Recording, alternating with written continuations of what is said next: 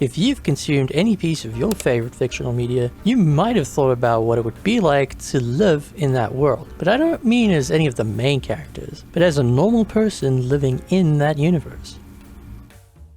Recently I watched through the original Batman the Animated Series again, and aside from reaffirming my love for the animation and style of the show, I was struck with the realization that living in Gotham would be a nightmare. From the perspective of literally anyone other than the Batman or the various mentally unstable convicts that just really love to cosplay, being your average everyday citizen on their daily commute in Gotham would be stressful, if not extremely terrifying at times. The same could be said about any other city in the wake of superheroes, but Gotham just has its own unique flavor of horrors beyond belief to offer. Plus, I just really like Batman media.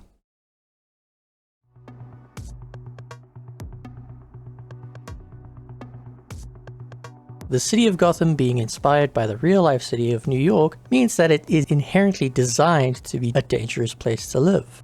City life out in the real world is fraught with all kinds of dangers for its inhabitants. While it's true that in some parts of the world some cities are far safer than others, most cities require a certain emphasis on keeping yourself out of dangerous situations. Danger may not always lurk around every corner, but that doesn't mean you shouldn't at least be aware of your surroundings.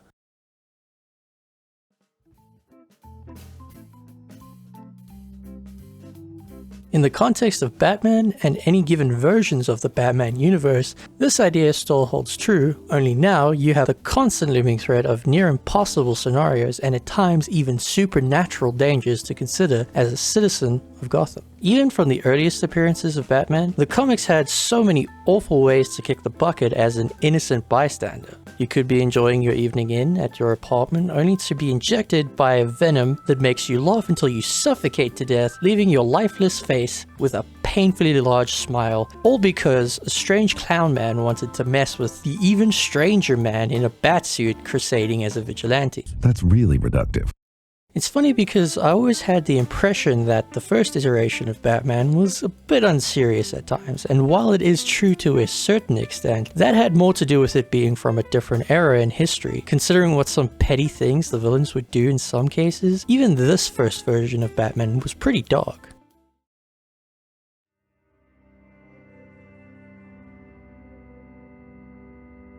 Imagine being a relative to, say for instance, a police officer in Gotham. Sure, the GCPD doesn't have the best reputation, but your relative on the police force is at the very least just doing a job like everyone else.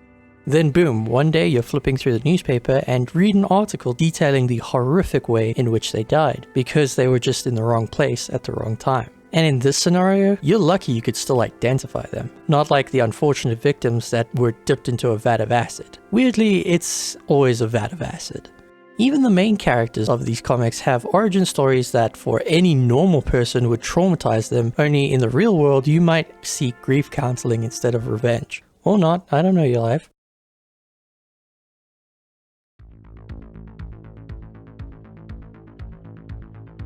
If you ask me though, my favorite depiction of Batman is in Batman Year One by Frank Miller. Originally published in the late 80s, this Batman and subsequently Gotham was set in a more grounded approach to the Caped Crusader. Returning from presumably a training arc, Bruce is preparing to go out looking for trouble in the city. Also just arriving to the crime-filled streets of Gotham, a younger Jim Gordon is starting his first day joining the GCPD. While it's not his first time dealing with the dangers that come from law enforcement, he's stunned to find that crime in Gotham is not limited to the general public, witnessing a fellow officer abuse his power as a lawman right as he gets off the train. It's in this story where we find that Gotham closely resembles that of 1970s/80s New York. At the time, New York had almost become synonymous with crime and poverty. Not to get too political here, but this was a very dark era for the Big Apple at the time.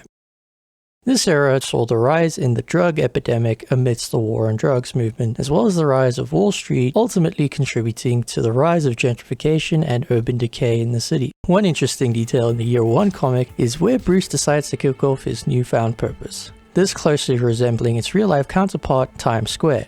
Before going on to be a major spot for tourism in the late 90s onwards, Times Square in the 80s looked a bit more like a red light district, along with what we see in the comic with more adult-themed establishments. In this case, Gotham is a different kind of terrifying. With its more realistic depiction of Gotham, we get more scenarios more than likely inspired by true events from this point forward. Corruption and police brutality running rampant in the streets, gang violence, and various crime syndicates terrorizing almost every corner in the city. Versions of Batman from this point forward even had villains who seemed to just do it for the love of the game, with more realistic motives like the Joker in the Man Who Laughs comic, feeling more like an actual person doing this as opposed to his more jovial depictions in other media, or the 2022 Riddler resembling something closer to the Zodiac Killer intentionally leaving behind a trail for the Batman to follow.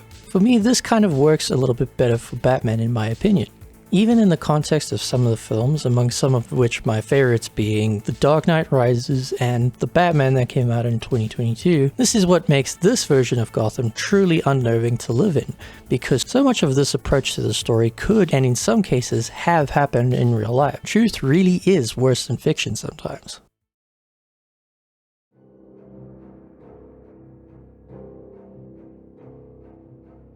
Which brings me to the animated series. This version of Batman is exactly that, animated. And so a lot of what happens in the show is at times far-fetched. What do you mean Joker has all this ready to go on a whim? And also, who built this stuff for him? Did he do it? If so, then why the hell is he wasting his talents on pranking Batman? See how the logic of cartoons stops being a cartoon when you ask too many questions about what's realistic?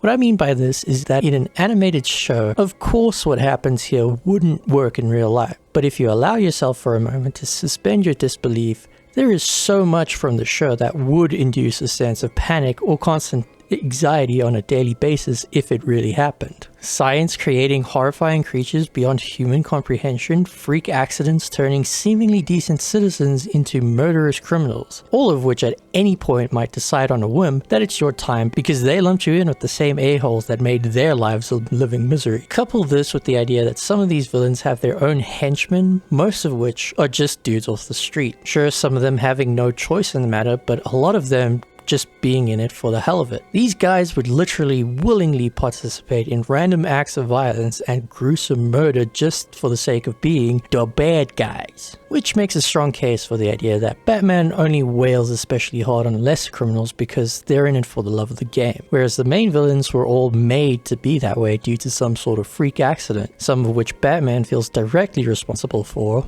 be it his own mistakes or the mistakes of his father and his company's poor choices. It's these elements of seemingly supernatural occurrences turning out to be something far stranger than myth that makes the show really fun to watch. Which is also why I'd be living in constant fear of my surroundings in Gotham. The way this show creates a sort of uncertainty is a great homage to the original comics, while maintaining that grittier atmosphere later on.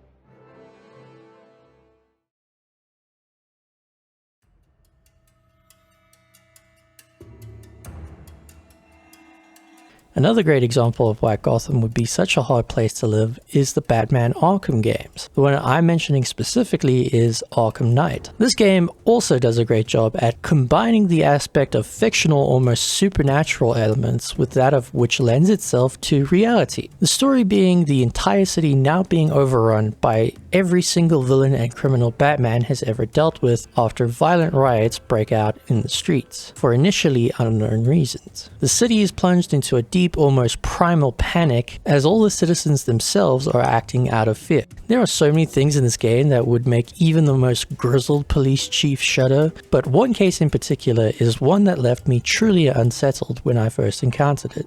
Spoilers if you haven't played this yet. Picture this. It's your first playthrough of Arkham Knight, you've finished most of the main story, but to truly finish the game, you need to complete every submission available. You see how many Riddler trophies are left to go, and you realize this literally sucks. So you decide to try out the other missions instead. Moving through the city, you suddenly hear a strange opera music off in the distance. Curious, you look for where it's coming from, only to find a corpse strung up and displayed, posed almost evocative of religious imagery. No evidence, no clear signs of who's responsible, and no obvious gimmick, ruling out the usual suspects. Just the seemingly nonsensical messages beside the bodies and the injuries on the bodies themselves, each painting a horrific and cruel death at the hands of someone truly despicable. When you eventually find the trail, you are led to the barbershop, or at least it's dressed that way. Once inside, you discover the true nightmare behind the facade. A crazed madman in a pig mask drugging and performing unwarranted surgeries on innocent victims, obsessed with achieving perfection. The victims becoming unwilling puppets for the man who did this to them. What made this section stick out in my mind was how well it was executed. For most of the game, you're just doing the usual, being a caped hero in what gameplay-wise feels like a big playground, almost making it feel like a typical Batman plot, when out of nowhere, the player is met with a genuinely jarring switch in tone. This section was cool because it explores the detective elements rooted in the Batman character. Sure, you're introduced to Batman's incredible intelligence when it comes to problem solving in extreme scenarios, but this section with Mr. Pig truly displays Batman's best detective work, showing how even with almost nothing to go off of, Batman can solve any mystery imaginable. But at the same time, once again, the more plausible nature of this mission is what made it truly unsettling. The game puts you into the frame of mind of someone as sick as Mr. Pig, a character portraying the worst of what our real-life society has to offer. The game implementing this kind of switch-up in what is otherwise a beat-em-up type game, where justice prevails over villainy, was such a great way to break the player's expectations, at the same time unsettle them. With such strong themes of random acts of senseless violence, the idea that this person almost takes a sick pleasure in what they're doing, the idea that a person like this could and has existed in our own world, reminding us that even we could fall victim to such a disturbing crime.